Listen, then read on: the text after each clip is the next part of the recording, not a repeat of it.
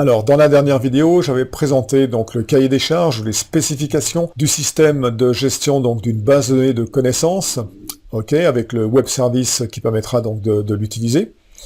Donc, j'ai créé le répertoire web service-kb, j'ai collé dedans donc le fichier Markdown qui contient les specs, et je vais utiliser Claude Code pour réaliser donc le web service.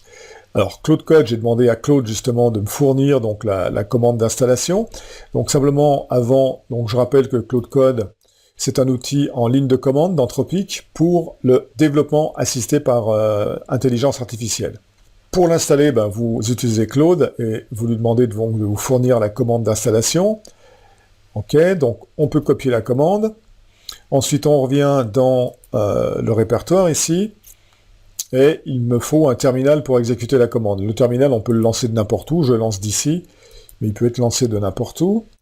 Voilà, une fois que j'ai le terminal, je colle ma commande npm ici, et j'exécute la commande. Et donc, cette commande va installer Claude Code.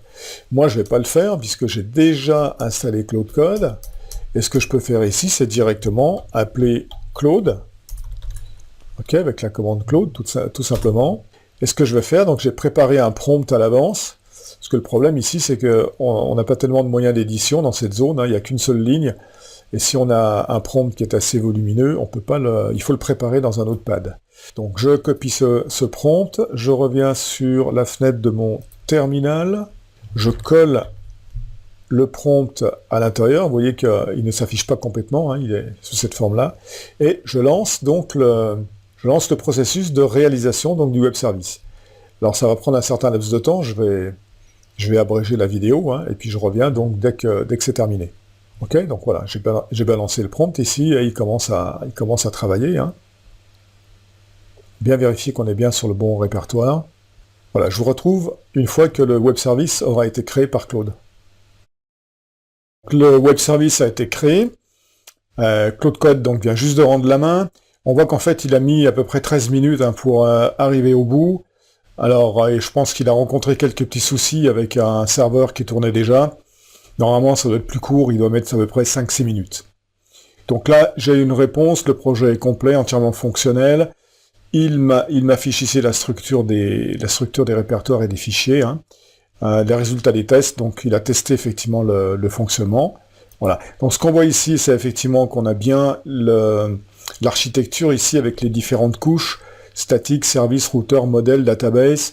On a ici donc main.py, ça c'est le Python, le script Python de démarrage. Requirements, et puis les deux fichiers .env et .gitignore. Il reste maintenant effectivement quand même nous-mêmes à tester le fonctionnement de ce web service. Donc pour ça, on va utiliser donc startserver.bat pour démarrer le serveur. Donc on a un terminal qui s'ouvre. Ok, on attend un petit peu, donc ici on a l'adresse hein, sur le port 8002. Application Startup Complete, ben, en fait ça doit être bon, donc qu'est-ce qu'il reste à faire? Il reste ici à venir ici, à taper localhost 8002. Voilà, donc on trouve ici notre knowledge base. Donc ce qu'on peut faire d'abord, c'est effectivement faire /docs pour aller voir donc la documentation Swagger. Et donc on voit qu'ici, effectivement, on a notre Knowledge Base API avec l'ensemble des endpoints qui sont utilisables. Par exemple, si je veux récupérer la liste des thèmes, je vais utiliser la méthode get ici. Donc je déroule cette fenêtre ici. Je clique Try it out. J'exécute donc la requête. J'ai la réponse du serveur avec le code 200 qui veut dire que ça s'est bien passé. Et dans la response body, je retrouve un objet JSON avec la liste des thèmes.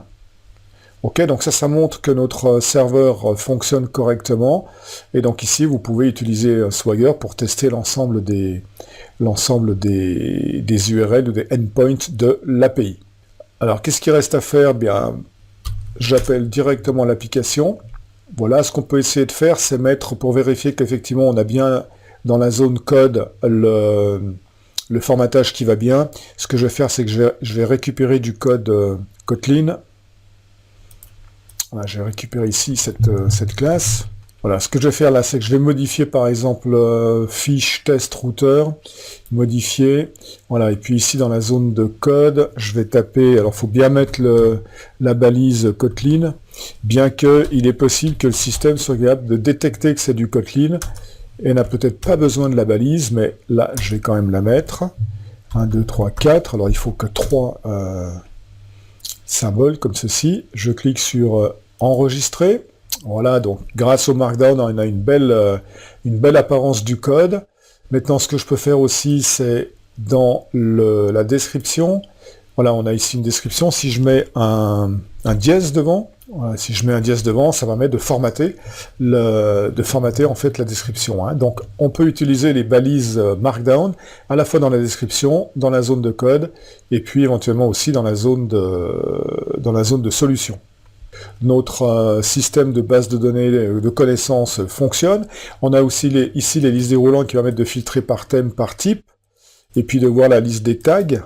Donc il y a déjà quelques tags ici. On a une zone de recherche, donc il suffit de taper un mot-clé pour afficher donc toutes les fiches de connaissances qui répondent aux critères du mot-clé. On peut modifier, on peut supprimer une fiche. Donc maintenant, ce qui reste à faire avec Claude, donc je reviens ici sur Claude. Je vais récupérer ce prompt ici, je vais lui dire « Ok, ça fonctionne ». Je vais développer une librairie en Kotlin qui permettra, depuis Android Studio, d'enregistrer une fiche de connaissances lors d'une session de développement. Et ce que je veux, c'est qu'il enregistre dans un fichier toutes les informations de manière structurée qui vont permettre d'utiliser ce web service pour enregistrer une fiche de connaissances et le nom du fichier, donc ce sera webserviceapi.md avec le format Markdown. Et donc c'est ce document en fait qu'on va passer à Android Studio pour développer donc la librairie qui va bien. Donc je prends ce prompt ici, je reviens sur Claude, je colle le prompt plutôt dans la command line interface, et de nouveau j'attends qu'il me crée ce fichier. Voilà, donc c'est fait, le fichier donc webserviceapi.md a été créé.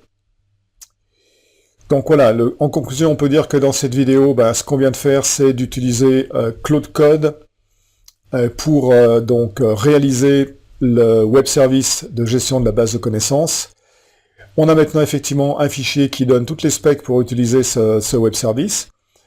Et dans la prochaine vidéo, donc, on va aller sous Android Studio, faire en sorte que Android Studio ait connaissance de ce fichier de spec, et on va créer la librairie qui va utiliser Retrofit pour se connecter sur notre web service et envoyer une fiche de connaissances. D'ici là, je vous souhaite bon développement et je vous dis à la prochaine vidéo.